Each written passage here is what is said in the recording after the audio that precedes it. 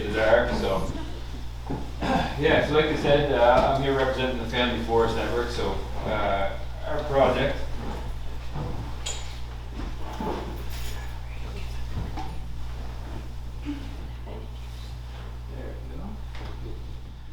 So our project came out of something we've been talking about for a long time. I used to actually serve on the board with the Nova Scotia Woodlot owners and operators, and we'd always talked about having some type of, center of excellence. We operate a demonstration forest on Crown land in the Mooseland area called Otter Ponds Demonstration Forest. We'd always been poking around doing some of this type of stuff, and I'm sure folks followed the news knew about the closure of the Northern Pulp Mill in Pictou County. So when they did that, they came up with their Forestry Innovation Transition Trust, which we call FIT, which was a $50 million fund to pay for some innovative projects looking at just, I guess, ways to change the industry. A lot of it's focused on new forest practices. So we actually put together a proposal. I wasn't employed with the project at the time, but like I said, I was on the board and had worked with a lot of folks with it. So definitely had a few phone calls and stuff with that. And we put a project together, and we were awarded almost $10 million, which I think to date is the biggest project that they've awarded through that fund. Our project's changed a whole bunch. Like if you went back and could read the initial proposal to where we are now, it's hard to plan for how you're going to spend $10 million and exactly what you're going to look at and stuff. So at first, and still is, definitely looking a lot at the costs of doing ecological forestry. We've got a new guide on Crown land we call the SGEM, or Silviculture Guide to the Ecological Matrix. So ecological forestry on most Crown lands. We do still have some high production, clear cut plant, spray, everything forestry going on, but for the most part, it's mandated on Crown lands. And what we're trying to do is just look at, they've been doing some good research, but it's still very Crown land focused, and the realities of doing this type of work on small private is similar but different. That's kind of the initial main thrust of the project, is to look at that, just to look at doing this type of work on private land. But then also, we pulled in looking at some species of risk stuff, a lot of biodiversity. It's most of our harvesting is very, very focused on restoration work. There we go. Yeah, so this is, I kind of already mentioned this. So the techniques of ecological forestry, they've had a bunch of research studies. A lot of the type of work that we're starting to do in Nova Scotia has come out of Bob Seymour and his group at the University of Maine. They've been doing a lot of these types of treatments for a few decades now. So it's not, we're certainly not reinventing the wheel or anything, just kind of taking some of their techniques. We've changed them around a little bit for our Crown land guides, and then we're also changing them a little bit again for on private land. So we want to look at the short-term economics of ecological forestry, the actual costs of bringing machines in to do these types of treatments, and that's honestly, like, we've only been at it actively harvesting for about this time last year was our first harvest. It's been a bit of a slow roll coming up to that. The hurricane definitely played havoc on that. We got our funding a year before, but almost immediately after getting the funding, we had a massive hurricane, and we weren't about to steal contractors away from doing salvage work to try and do our research project. So but we're starting to crunch a little bit of data around the economics and stuff. I can tell you the biggest one, almost always on small private, is that there's not always a lot of wood left out there. And then when you're talking about, instead of clear cutting on, say, 5 or 6 hectares, when you start talking about doing 1/3 removal, 30% or something like that, it's there's not a lot of wood to support heavy machinery, floating equipment in, that type of stuff. That's I think going to be one of the biggest bottlenecks for us. I didn't put any photos or anything about some of the harvesters that we're using, but actually through Hurricane Fiona, we've ended up with several contractors now that have gone out and purchased, instead of the big forestry gear that you normally see around, we've got a few guys with smaller 8-ton excavators that are converted over, and some of the new Scandinavian equipment, especially around the forwarders.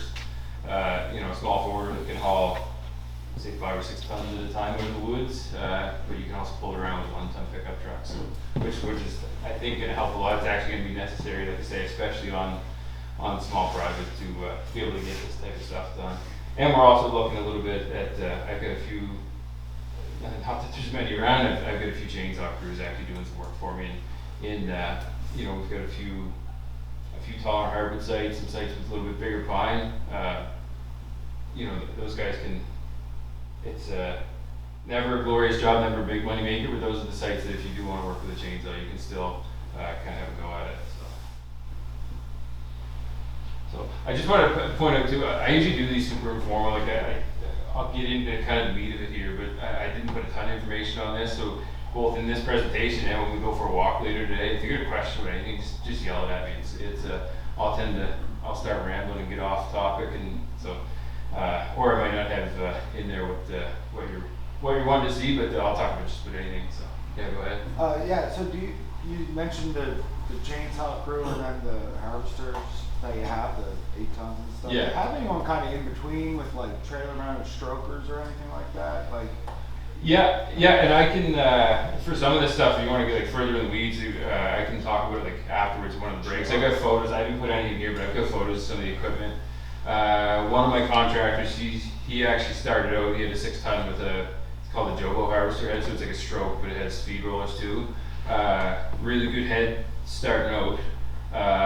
Once we got to that, and he wasn't entirely just working on my project, but he's local to me, so I help him with some, like we did data collection on his private jobs too, just to figure these things out. And the biggest thing we figured out, especially with those smaller ones, is it was an awesome head, good and productive getting started, but once he hit like 1,200-1,300 hours on it, the thing was broken down all the time. They're built really well for, if you were an excavation or landscape contractor and you want to keep your gear working, go work a few months in the winter time, awesome head for that. To try and run it 40-something weeks a year steady, it started showing its wear really quick. So the network, it kind of came together as a collaboration amongst a whole bunch of different groups. So we've got the Nova Scotia Working Woodlands Trust, Federation of Nova Scotia Woodlot Owners, Western Woodlot Services Cooperative, NSWOA, NSCC with the new Center for Forest Innovation, Confederacy Mainland Mi'kmaq, Community Forest International, North Nova, the Nova Scotia Landowner and Forest Fiber Producers Association, Apple Forestry Cooperative, and the Emerging Tobiatic Research Institute. So it's kind of a mouthful. I don't know what it's entirely like in PEI, but for us, sometimes we have too many associations. But this is kind of a way, we all kind of had our regional areas. Some of us will overlap and are province-wide, and part of the reason for some of them, like with the landowner groups and stuff, they actually all started out as one, but then kind of fractured off, back in the 70s and 80s, someone to work more intensively with the mills, like the group I've been most involved with, which is NSWOA, the Woodlot Owners and Operators. They've been way on the ecological forestry side for a long time, so they were a little bit at odds for quite a while, but then over the last decade or so, really kind of singing the same song for a long time. So the opportunity to have this project, and now we all kind of, at least around this research project, work under this big umbrella, the Family Forest Network. It's been nice and kind of a way to, it's our collective voice, I guess, under one project. So definitely growing pains with it, and we definitely don't agree on everything all the time, but the end goal is still usually the same.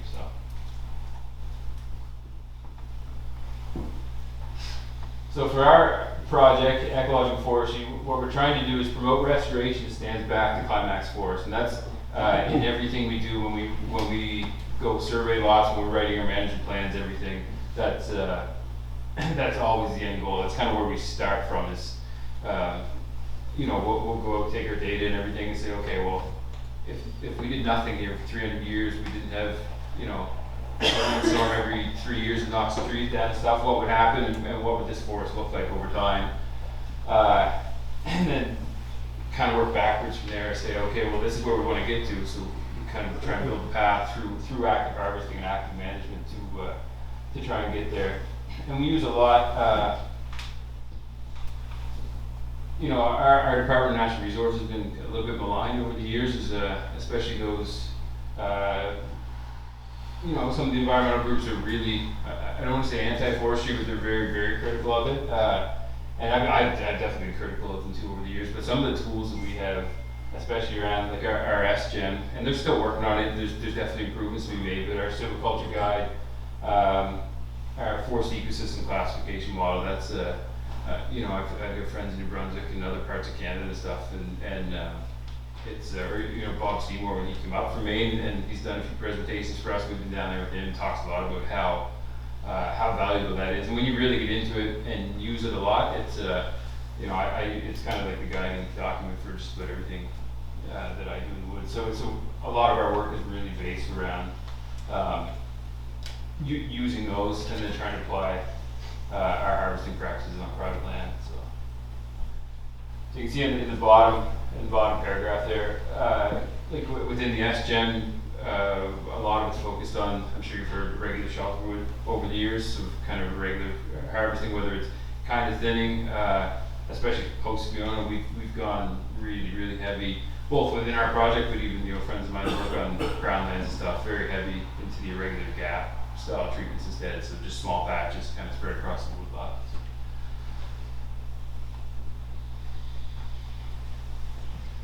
I'll probably skip over some of these. I'll just breeze past them. This is these first couple slides are from, I should know Maka art. I've presented them 100 times now, I think. One of the biggest things we figured out though at the start of the project is when we go and do our pre-treatment assessment work and stuff, we always talk about acceptable and unacceptable growing stock. And I've always had a problem with that because for something to become unacceptable, quote unquote unacceptable, means that if it won't make a nice saw log either right now or at some point in the future, it's unacceptable tree, which always felt super disingenuous to me because sure, it might not make a log, but you know, anything that actually lives like in the forest, they don't really care about that. If it's and for me, where for us, I should say, where we come from such a restoration approach, if it's an ugly yellow birch but it's otherwise healthy and it's the type of tree that I want there and it's a good seed source,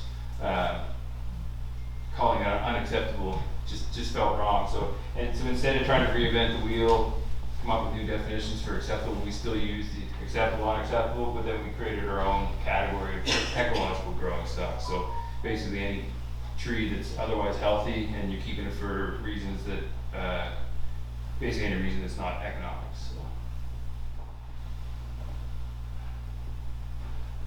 So for the project, when we first started, you know, it was a bunch of us that are operations folks. You know, I work as a tech, some foresters, a few people with a little bit of research background, but early on in the project, we were a little bit shocked, but lucky to find out that Kevin Keys, who's now our project scientist, was retiring from DNR and wanted to finish his career working on the project with us. So I don't know if anyone's been around. I know Kevin's been to the island a few times for some presentations, but he's a forester, he holds a PhD, and he's one of the leading forest soil scientists in all of Canada.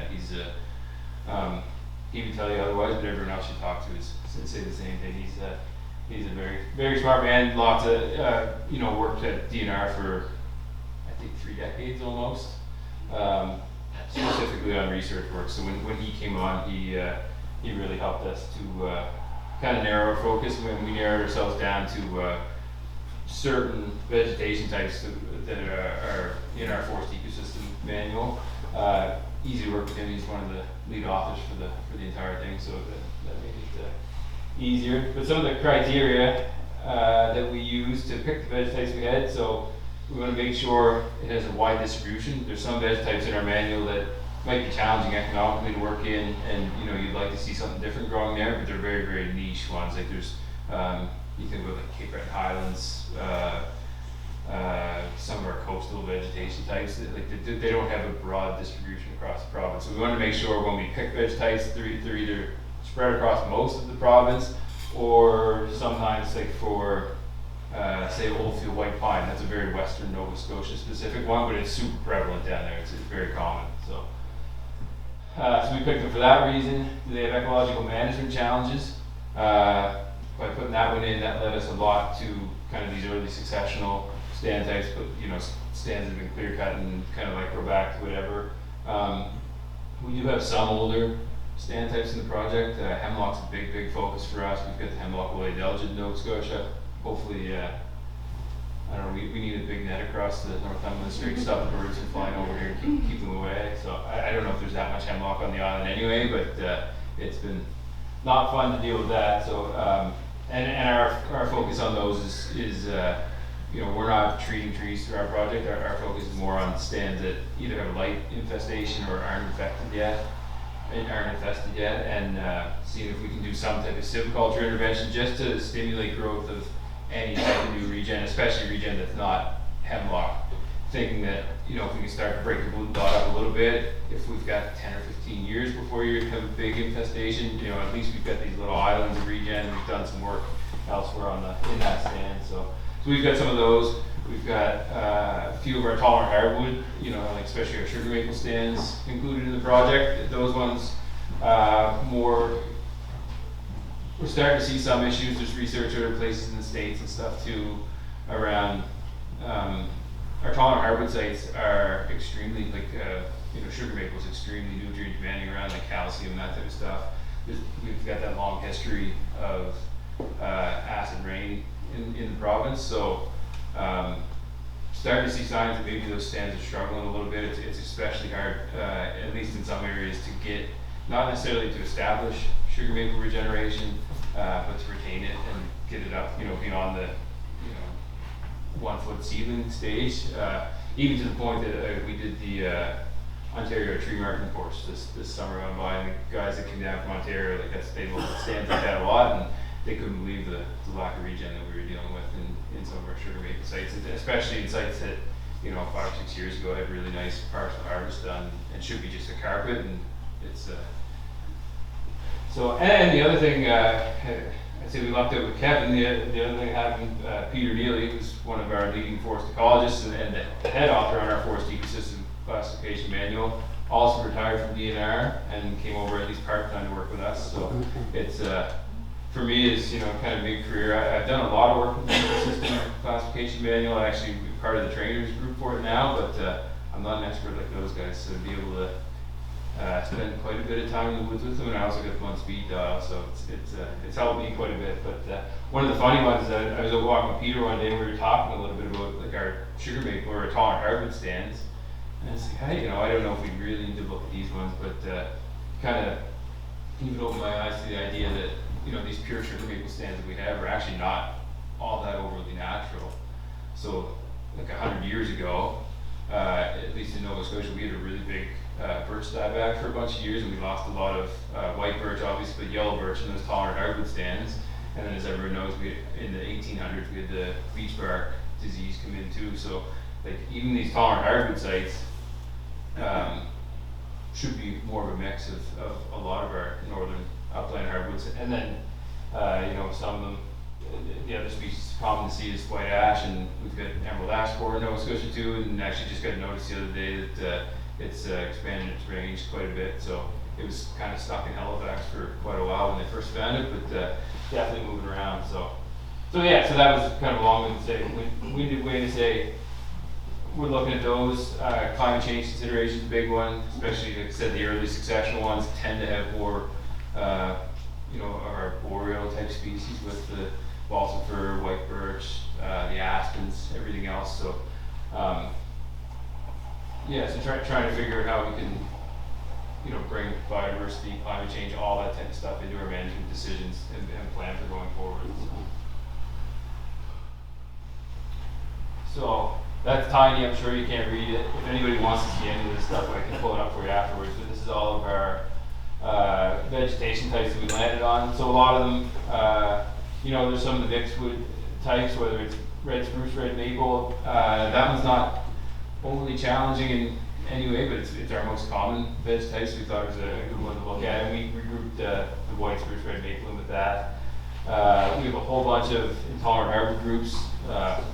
4 of them focus mostly on aspen. I'm sure it's the same thing in PEI. Aspen is just a pain to deal with. We can, you know, sell some saw logs.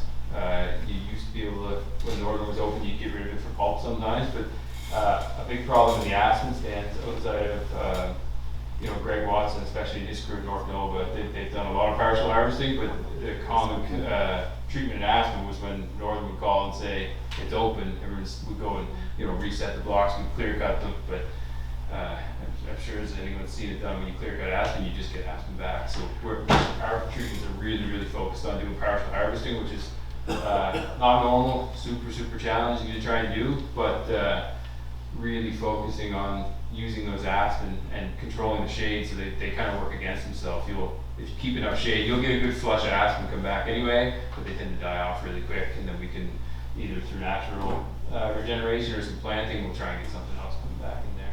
So we got a whole bunch of those, a few black spruce sites. Black spruce is a weird one. It's definitely boreal, but big disagreements on, some people think it's really we're gonna lose a lot of our black spruce. Other folks say, well, you know, on the black spruce sites, they tend to grow on the poorest nutrient-wise sites, so really wet, acidic site, you know, like your black spruce bogs. They'll also grow on some of the driest, really poor soil types that we have too. So, we just want to poke around and just kind of see what's going on in those ones. They're not always, I mean, spruce. It's not super challenging to work in those ones, but from a restoration focus, what's going to happen with them? Can we get something else growing there? So, or do we even need to? Yeah, so like I said, we have most of those. I don't think there's anything else overly. A few of the white pine stands. Those ones are kind of the same. You know, like a white pine and red maple, red oak stand types. Just actually trying to see if we can manage those for a little bit of expansion of the range and really promote those stand types, just because of those. We talked about our big three in terms of species in Atlantic Canada: white pine, red maple, red oak. That's your best climate. Your most climate resilient tree species, or at least we think. So yeah, we want to do a little bit of work in those stands. So this is just a really quick chart. I stole this right out of the SGEM manual. So it's a high retention gap or regular shelter wood.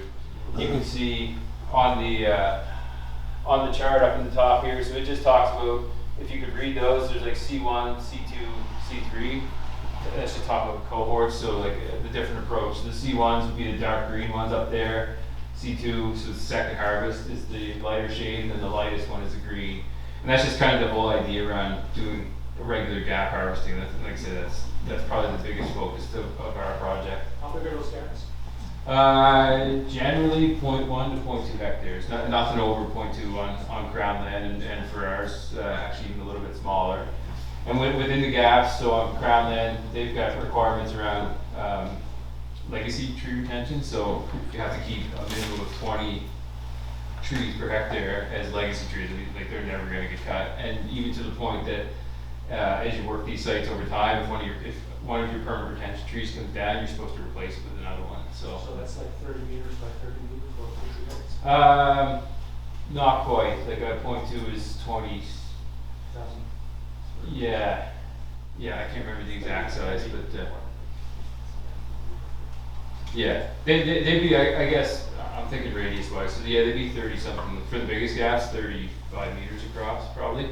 The intention is that it sounds like a big area, it's really not. It's hard to not get them to be circular, it's awkward in terms of layout, but also trying to be efficient for the harvesters and stuff too, to have these really weird shapes. So I mean, we can definitely do it, but then if you're slowing the machines down, you put your harvest costs up too. So, but that's the intention, and the idea being that, you know, you go and do your first harvest, and then you'll come back you'll probably spread your 3 harvests out over 50 years, and then for the next 50 years, it's intended to be a 100-year rotation. So for your first 50 years, you do your 3 harvests. You'll probably, maybe we haven't seen any of these get to the second harvest stage yet. We've only been doing it for a couple of years, but you'll do stand tending. So like when you go back in 15 years to do your second harvest, your first one might have enough regen that you're actually pre-commercial thinning in the gaps and stuff.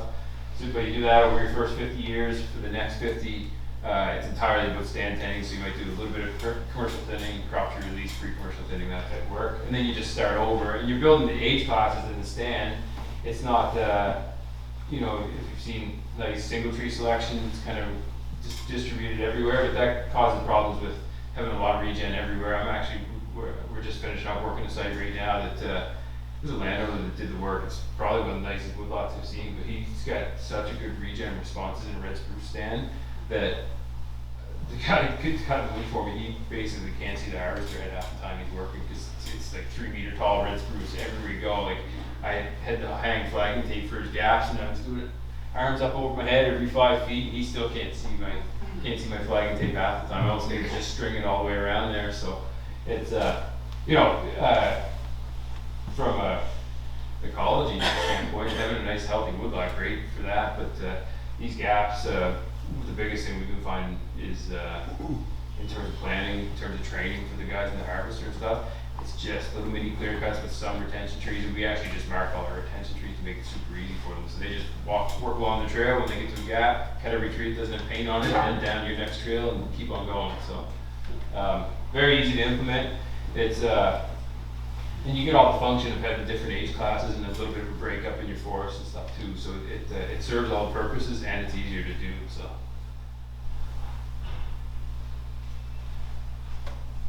that was, and then the other one is the continuous cover. So they have high and medium retention. Medium retention is up to 50% removal. When I first started touring some of the crown lands, I went through the SGM training and stuff, felt like they were a little bit open. And then Hurricane Fiona proved that they were a little bit too open. A lot of them blew down, especially in the continuous cover type ones. Continuous cover is essentially like a thinning, but you're not, you don't have perfect straight trails every 20 meters. Your trails run wild. Sometimes you'll have little skip patches because you might have a wet spot or something. Your trails just diverge, and then sometimes they're really tight together. And your density kind of goes up and down quite a bit in those too. So. It's not a horrible treatment. Like that's the one that we're using. We have only high retention for our project. Just think it's this is where I say it's a little bit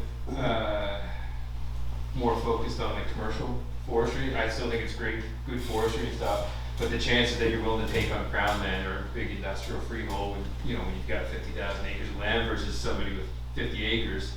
If your 50 acre woodlot blows down, it's the only one you've got. It's pretty devastating versus doing a bit of this work, and say you did 1,000 acres of work and 100 blew down. Well, you're still 90% success rate on those, right? So that's why we just kind of ruled out the medium retention stuff. Continuous cover, like I said, great. We're using a lot in the aspens. Heavy hardwood sites, that type of stuff. Anything. Our pine sites that we're going to do our work in, same thing. Like they're anytime you thin or do any type of work, you're always opening yourself up to blow down. But those are tree species that are deep rooted, very wind firm. Don't mind taking a chance. But some of the mixed wood, red spruce mixed wood sites that I saw that were done with the higher removal rate, a lot of those had not only completely came down, but pretty high damage rate in some of those. So. Again, some of the, I think I probably talked about most of these anyway. Other big challenges we had, low volume, like to bring somebody with I would say like a Ponzier or something like that. It's just a mid-size harvester. It's good. It can do thinning work, do some clear cutting work and stuff. But to bring those in, I say you need at least 500 tons, and at 500 tons, you're still doing. You could twist your arm pretty hard to come for that. A lot of these guys, for the most part, any contractor, and this is true of even the small gear that we're using, you got to give them at least a week of work. It's too inefficient to be on and off floats all the time, and so most of them, at least that's what we've got from them. That's always my assumption is that you want at least a week of work. And for the type of stands that we're looking at, some woodlot owners, they have a lot of work. They can easily support that. For a bunch of others, some of the sites that we're working in are, restoration focused. We're kind of getting into them early, low volume anyway, and it might be the only harvestable wood they have. So, if you're sitting on 150 or 200 tons, and the big harvesters are your only option, it's probably just not going to happen. It's too hard. So, tons of access issues. I'm sure you run into this PEI. A lot of small private woodlots in Nova Scotia, the same thing. It's attached to the farm, and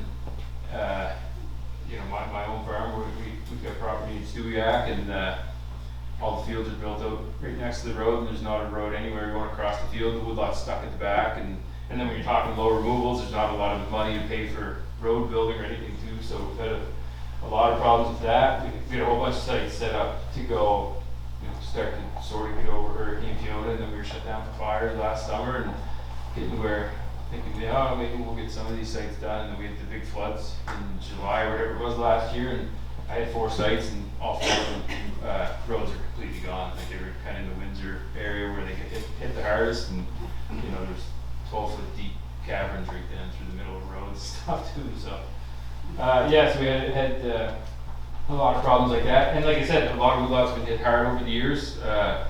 Not always just for landowners wanting to cut their wood.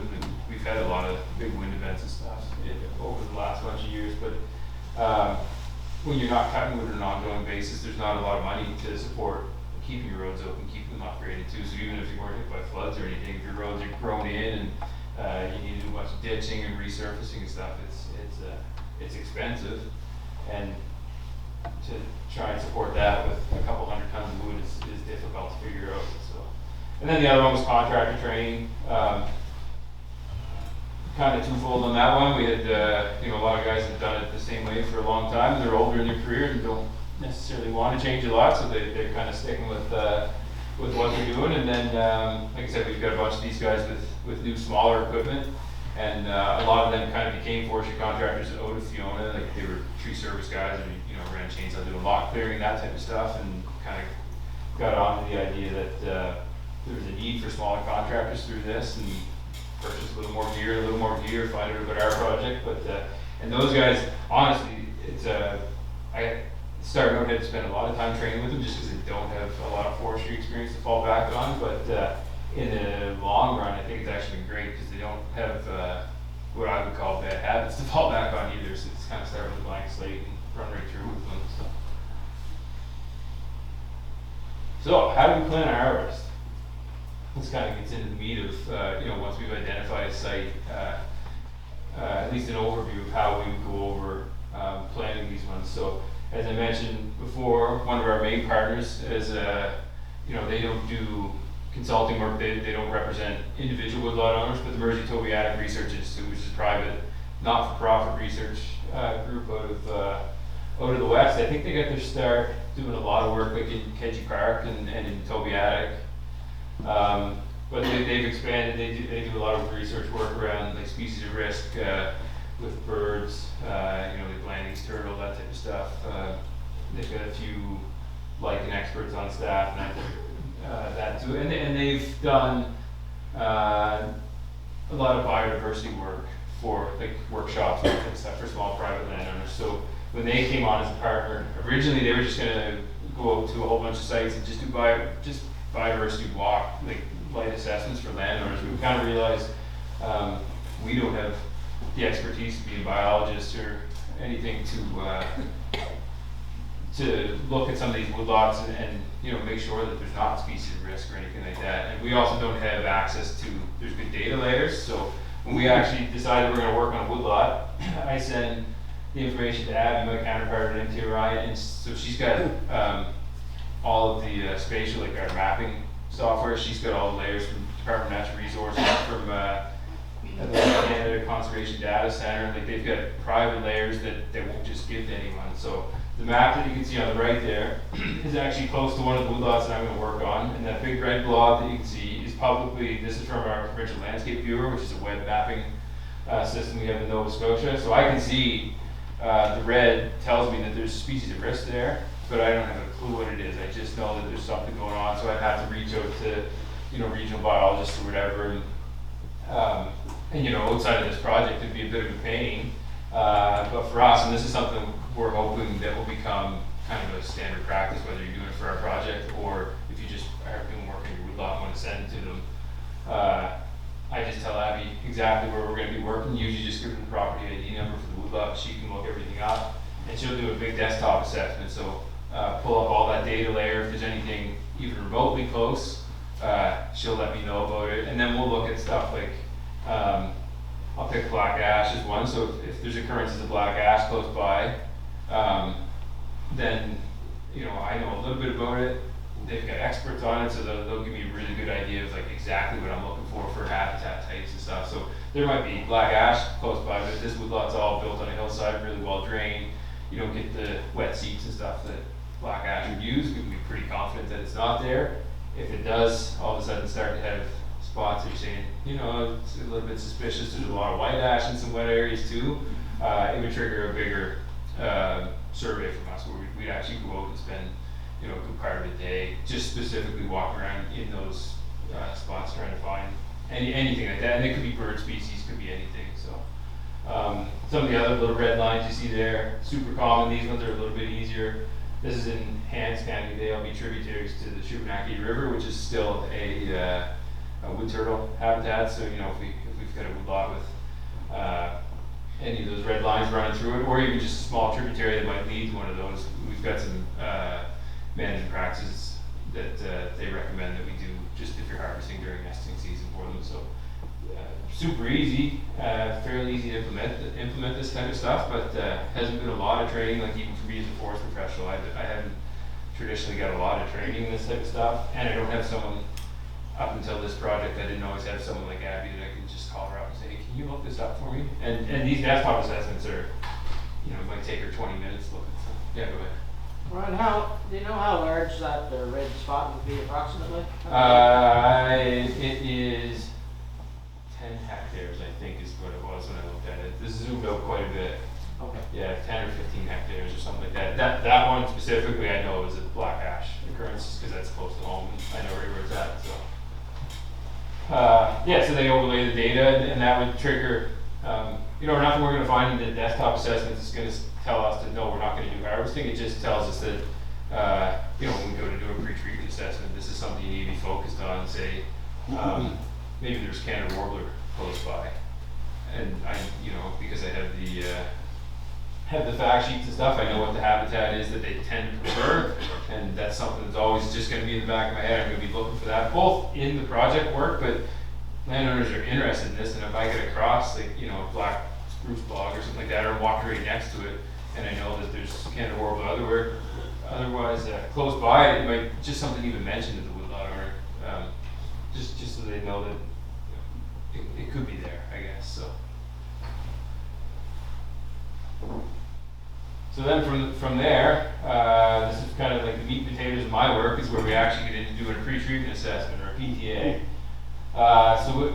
This is a program we've used on Crown land. We use it some on, especially for funded forestry work, but even on private land you have to do this type of work.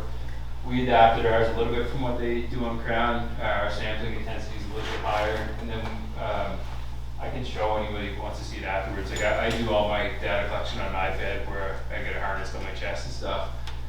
Traditionally PTAs is like you walk to your plot center and you gather all your data, and then you kind of did this one. You walk through the woods, there was no opportunity to collect data in between plots. So we added a whole bunch of different between plot measures, looking at, you know, if we found significant snags, wildlife trails, invasive species is a big one. We run into tons of invasives on especially,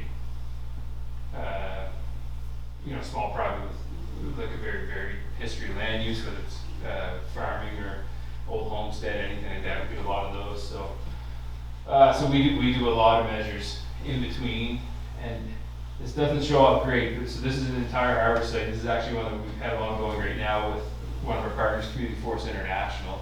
If you don't know them, they've bought quite a bit of land in Atlantic Canada over the last bunch of years. They have a heavy carbon focus. They bought Weldon Brand Farms as their first one in New Brunswick, and actually developed that into a carbon project. So they're now buying land, trying to develop carbon projects, and trying to do some. They have one, but the group they're working with pivoted and went in a different direction. They're actually trying to figure out a way to develop one for private landowners that we could get in on. So, but this is mostly a aspen site, whether it goes back and forth a little bit from trembling, the large tooth aspen and everything. And if you can see all the black lines there, what we do from our pre-treatment assessment is actually create ecological planning units. So that's units broken down based on different vegetation types, whether it's large tooth or trembling aspen. They're both aspens or poplars, what most would call them, but they do have a bit of different managed interpretation in that large tooth will live, it's a bit more wind firm, it'll live, you know, 100, 125 years, no problem, whereas trembling, when they're 70, and you can see it on this site, it's a 70-something-year-old site, the large tooth is doing great, the trembling's falling apart in this one. So it might mean different management interpretations, and then some of them are broken down. It might be the same vegetation type, but different soil drainages. So you go like from the northern portion that's on a slope, fairly well drained. As you come down south on it, levels off, gets into a lot of imperfect drainage. There's lots of little wet areas and that type of stuff in there. So yeah, so we break them out like that, and then kind of come up with a in this one, it wasn't necessarily a different harvest interpretation, but on the map that we actually gave to the harvester, we kind of were able to code them and show like sites that are good drainage. You can probably work even in on a day like today when it's raining. You don't want you working down bottom, but even after any amount of rains, it's a little bit of a heavier clay soil too, so risky for things like rotting, soil compaction, that type of stuff too. So. How big your plots were? We do 1 to 1 hectare, whereas on Crown it's 1 to 2. So some of what we're starting to look at with these is like some of our treatments, you can walk in and look at the stand, and as long as you think pretty quickly that there's enough volume there, like you can do in our ecological forestry treatments. If you're working in a fir stand or spruce and stuff, it's not going to be that hard, challenging with the economics. But if you want to actually put the level of detail in that we have on these small sites, it still means that you've got someone like me out there for a day or a day and a half really looking at the data. And I think that's where some more of the cost is going to come from on these, is the actual like boots on the ground getting the harvest ready. At least that's what it's showing from us. Now our data collection, at least right now, is probably a little bit over the top, but we're trying to get as much as we can. And then towards the end of the project, we'll look and say, okay, well, we could probably cut some of this stuff out and like I said, on the sites that you have good, easy saleable species, maybe we don't need to do as much volume calculations and stuff. But on some of them, small site, not great wood quality stuff, you need to put a lot of plots in, because if I tell the guy in the harvester that there's just a week's worth of work, like even my small harvesters need 200 tons, if I tell him that and he goes in and there's two days and 95 tons, he's probably not going to do work for me for a little while. So you do still have to do that, even though there's not a lot of wood to support that level of planning. So, and then, like I said, this is our forest ecosystem classification manual. That's just kind of our the basis of what we plan everything off of. The way that the ecosystem, that these manuals work, is we actually go through, we classify the veg type that's in the stand and also the soil types. And when you put those together, you come up with what we would call an ecosite. And your ecosite is just saying, because they've done thousands of these plots with that veg type and soil type there, and based on the drainage class and that type of stuff too, they think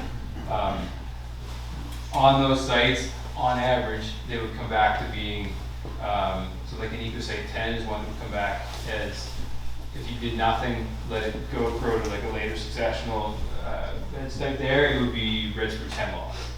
It doesn't mean all of it's going to be red spruce hemlock. There's a whole bunch of different probabilities that could come out as, but if you took 1,000 hectares of it, say, this is an arbitrary number, but maybe 75% is probably going to be that veg type or something very similar to it. So that's just kind of how we build it. And then we'll use site clues to say, well, yeah, like, red spruce hemlock, sure, but maybe it could be this, or maybe based on seed sources, it wants to be something a little bit different, but also appropriate for the site. And then, like I said, for us, that ecosite 10 is a really common one to come up with, and you're just not going to pay me enough money to promote hemlock. Not that we're managing entirely against it, but we've just got too many issues with it. And so we'll push it to something that's similar, but maybe a little bit different. So, but that's kind of just the basis of what we use. Some of the other stuff and some of the measurements that we take a little bit in our pre-treatment assessment, but we also do full biological research plots on all these sites,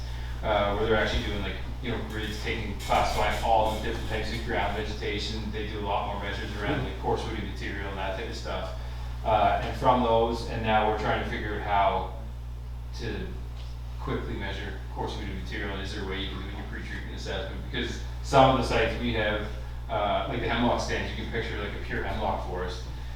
Even if it's 200 years old, there's usually not a lot of deadwood on the ground or anything, and that's kind of what holds it back from maybe having like your true old growth characteristics. Coarse woody is important just for I mean, it's a good seed bed, it's important for a lot of different wildlife and stuff that use it. So we actually will come up with recommendations based on some of our measurements to say, you know, we actually really need to try and do some more to ag course woody here, whether it be a couple of our hemlock sites we've actually gone back in post-harvest just with a chainsaw for half a day and just knocked a bunch of big ugly trees down and maybe a shade note, a yellow birch or a sugar maple, what red spruce or something like that. Or the hemlock sites actually aren't that hard because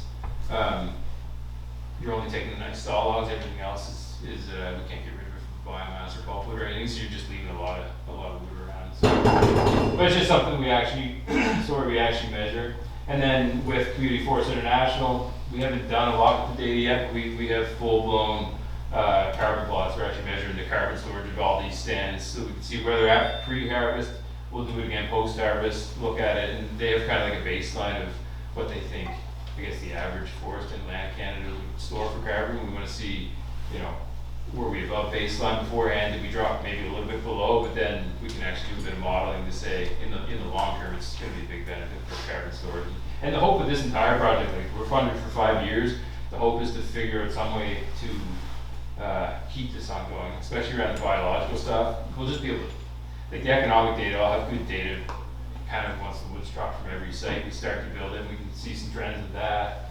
With the biological stuff, you're not going to be able to draw a lot of inferences from any of our data in 5 years' time, especially when some of the harvests were just completed at the end of the project, right? So that's kind of the hope, and a lot of the stuff that we're collecting is hopefully something we'll be able to go back and measure over the decades. And it's something that's been lacking for a long time with private land anyway. Yeah, go ahead.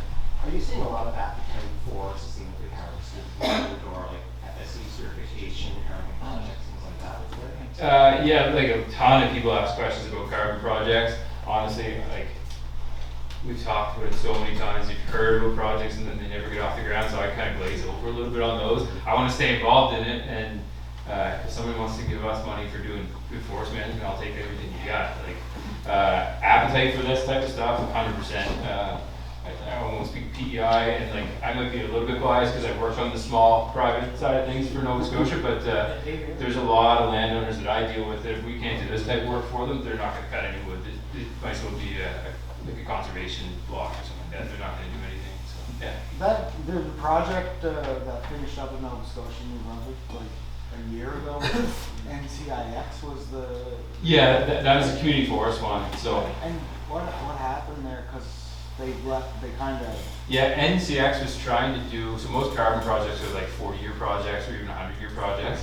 What NCX was trying to do was create a model where it's like through, the guys that did that had originally started, they developed a program called Plot Hands, so it's like a cruise compilation app and stuff. But what they were trying to do is build a model where you can sign up for their carbon project, and it's like a harvest deferral. It's not about not harvesting, you actually had to cut wood in the project. But they'll pay you for the amount of carbon that you store by not harvesting or not harvesting all the wood that's available to you in any year. But it was a yearly thing, and I think it was a really good idea. It was way better, especially for small private and with land that changes hands a lot, and like, you know, even for you know, like with our working with land trusts and stuff, like we're built around a carbon project too. But some of the questions you get from folks is they don't want to tie their woodlot up for 40 years. It's not, you know, like a lot of people say, well, I'm not going to be around. It's going to be my kids, and I don't want to, you know, limit what my kids can do with it. And especially with, like I say, with climate change, pests, and everything else, it's a bit tough that way. So I thought the NCX project was really good, but they ended up not being able to get it certified in the States, and that just kind of killed it right away. So I read somewhere that it was because of like selling the carbon afterwards, or however. Yeah, it's like through whatever regulatory body that would actually certify your projects, they weren't happy with, because what they would do, it was based off like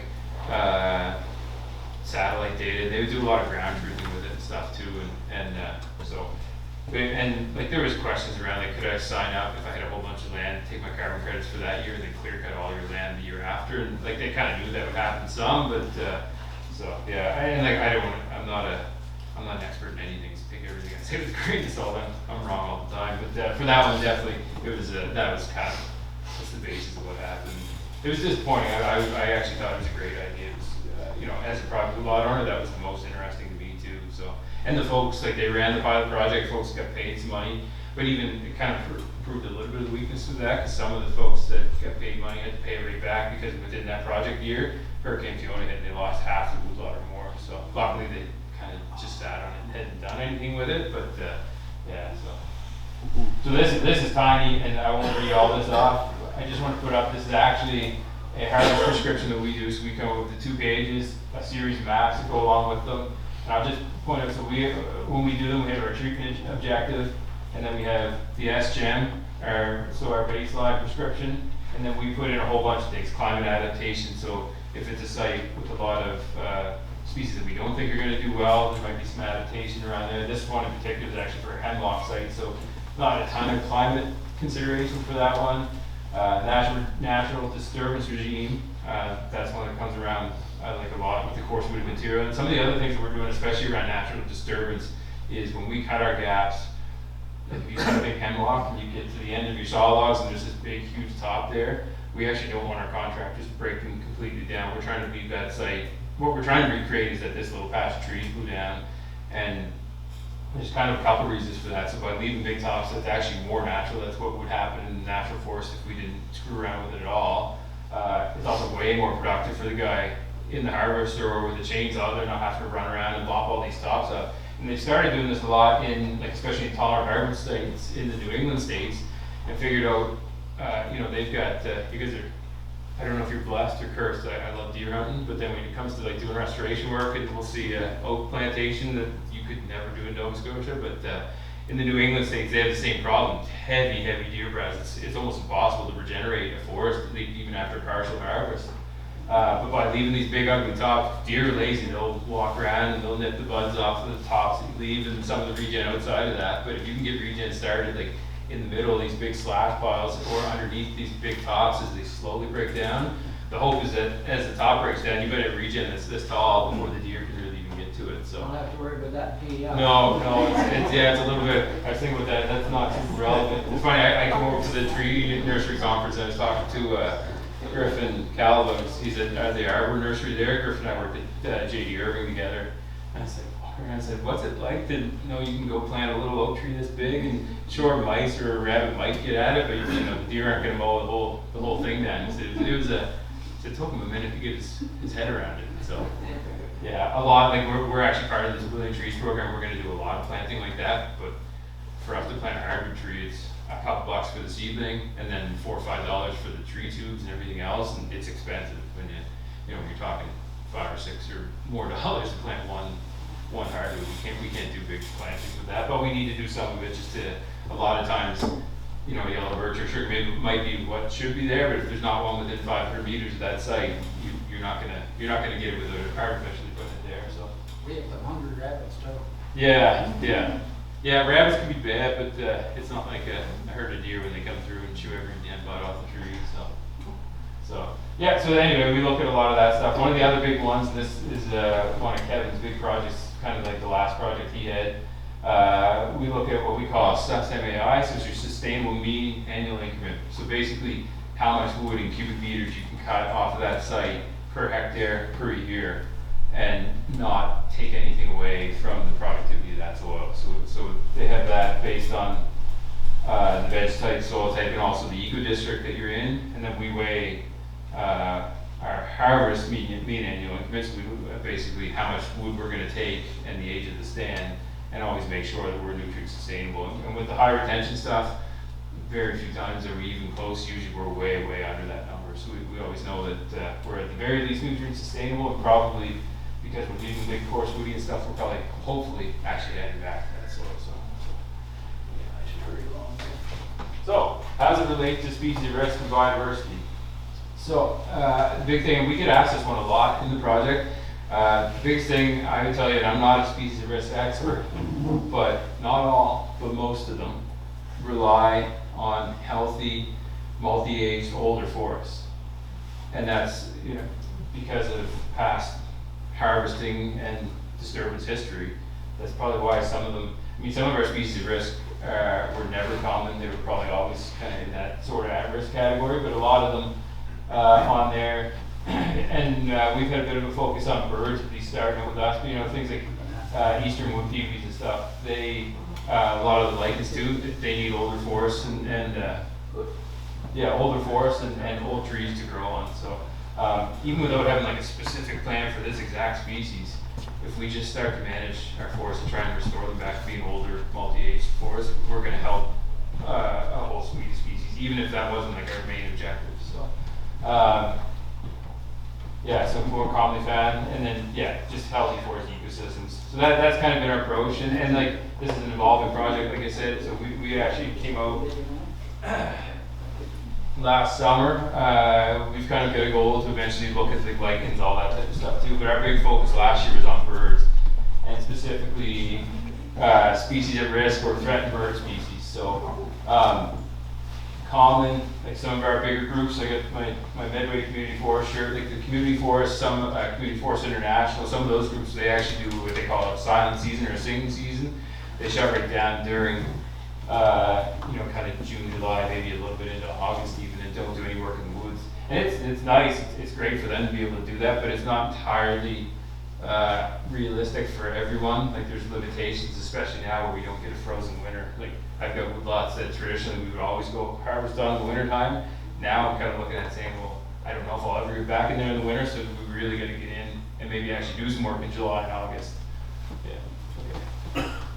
So we'll look at a lot of that. So and the other thing for me, my big argument around some of these ones too is that if I shut down for a singing season, my contractor is just going somewhere else to cut wood. They're not going to stop working. So is it better to do that? And I'm really comfortable with not having an impact on my land, but if I can have a protocol where we go out, we really do a good assessment of what bird species are there, come up with a good plan on what to do, I think we're always going to have an impact. We have an impact no matter what you do. If you look at the front of my car, I replaced the grill in it twice for birds, twice, both times the truck grows, but anyway. So should I stop driving right through nesting season in the summertime too? Because I know that I hit stuff. So we put our focus on that. This is a little device that we bought 2 dozen of. These are called an audio mod. So for us, what we ended up doing is in every harvest that we're going to do, kind of starting early in the spring, right through towards the end of birding season, we always deploy the audio mods for at least a week, ideally for at least 2 weeks on those ones. And this is just a device, it's just got a little programmable chip.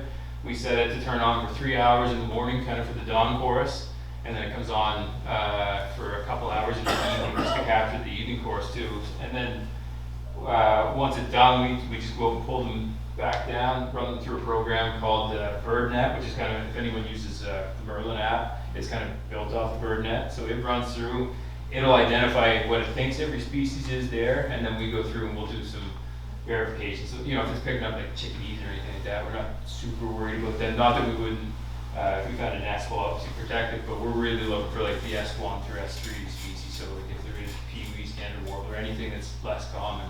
Yeah, go ahead. I'm just curious about bats.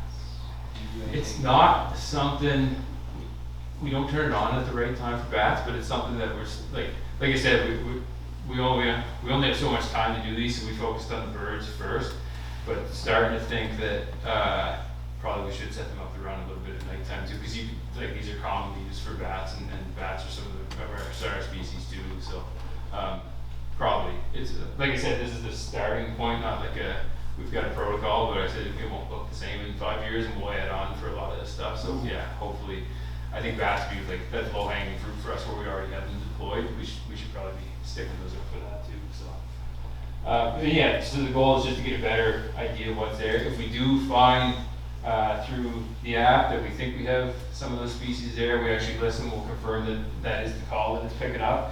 And if we had one of those rare, like whether it's species at risk or just an uncommon bird species, then we'll actually go out and do some formal surveying of the lot.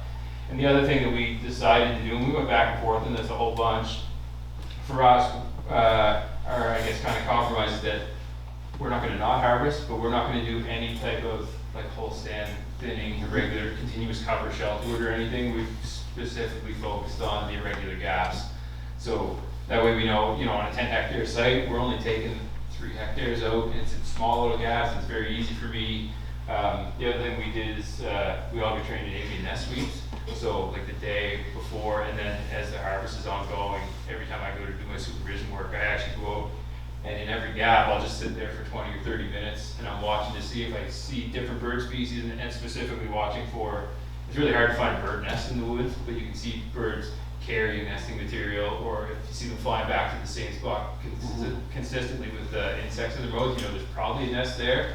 And we didn't get too many of them, but we actually ruled out a few sites because we knew we had the rare species there, and we couldn't figure out where they were, and said, well, we're just not going to do any work on this one in the summertime. And then a whole bunch of different times, like there's a few gaps that were never in the gap, but very close to where I think, especially eastern wood peewee, they're kind of, I wouldn't say the bane of my existence, but they're not super rare, but their populations come down a lot, so that's why they're on the threatened list, and they're prolific callers, and every wood lot you go to in the summertime, they're there, so you have to go look for them. So took a lot of gaps out of the harvest just because they were close to where we thought there was some nesting behavior going on. So. Tree cavities, like you have like aspen have a lot of cavities. Yeah, the Community Forest International site that we had there, I would have loved to work that one around soil considerations in the summertime, but where it's an older aspen stand, it's everywhere you look, and like we have classification systems, so like a C1 cavity isn't like a big tree, big cavity and a good nesting one, and they were just everywhere in that stand. Like when I did my pre-treatment assessment there, I was there for not even 2 hours, and I think I had almost every woodpecker species calling in the stand, saw a whole bunch of them. It's like, so it becomes pretty easy if you just open your eyes or use your ears and pay attention to say, we're just not doing anything in this site until at least after nesting season. Ryan, I hate to cut you off. Sure. As I mentioned earlier, that I am a retired teacher, and now yeah. the bell goes, the students always left. And the bell just went, but Ryan's going to be with us for the day. Yeah, I was close to through there anyway. Like I said, I'm around all If day. there's any questions, we're going to hold them for after, okay? Yeah, sure. So I'll give you an opportunity to finish up. Yeah, I'll just do this slide and the next one. So basically this is a map on the left side. The right side is, this is an ongoing harvest. We just started this one. The right side is an example of, that's a partial overstory removal. It's a really heavy balsam fir stand. So we're actually going through, essentially cutting most of the fir out, leaving some patches where the composition is better, but that's one that we wouldn't do in the summertime. Even though it's a great site to work in the summer, it's just too heavy-handed around birds and everything. But on the left, that's an irregular gap, sheltered wood. We're doing both of them at the same time, but that's one where if there was enough wood, and I could have got the contractor, and the one on the left, the orange gaps, those are our actual harvest gaps. Everything else within that is untouched. So, you know, you might even have, I can almost guarantee you have nesting birds within that stand. But we're reasonably confident that none of them are actually in the gaps. They might be outside of them there. So, and we had a few. One of the ones we did this summer took them out around a few snags. We had 2 different times on one woodlot actually had yellow-bellied sapsuckers, which is a woodpecker species. Like, you know, we were kind of at the time when they'd be on the nest. When you walk by, you could just hear the young ones going constantly. Like they weren't all that hard to find. Identified the nest, took the gap up that was close to it, and we'll just get it with the next one. So, and I'll just end off on this one. This is a picture of some of our gaps. So like I said, this is where we changed a little bit from the crown side of things. We put a little bit less emphasis on necessarily calling some of our retention trees within the gap permanent retention, because private land changes hands all the time. Landowners change their goals. It's easy to legislate that on crown land, because when you say that's what you're going to do, that's just what you're going to do. So we're a little bit less on that. Big focus for us on keeping probably a little bit more standing trees in our gaps than what they maybe on an industrial site, and also really big focus on, just because I don't have a mark, my contractors are really great. You know, if there's a small yellow birch or red spruce or something like that growing there, we leave them as what we would call growing stock. And especially if they're close to the edge of the gap, and maybe, you know, you're going to cut the last gap right next to it in 45 years time, that red spruce you left like that, it's probably always called bog of candy or something like that. Like it's going to actually grow into a nice tree there. So yeah. Anyway, that's I think that's pretty much the end of what Awesome. I had. Thank you very much, Ryan.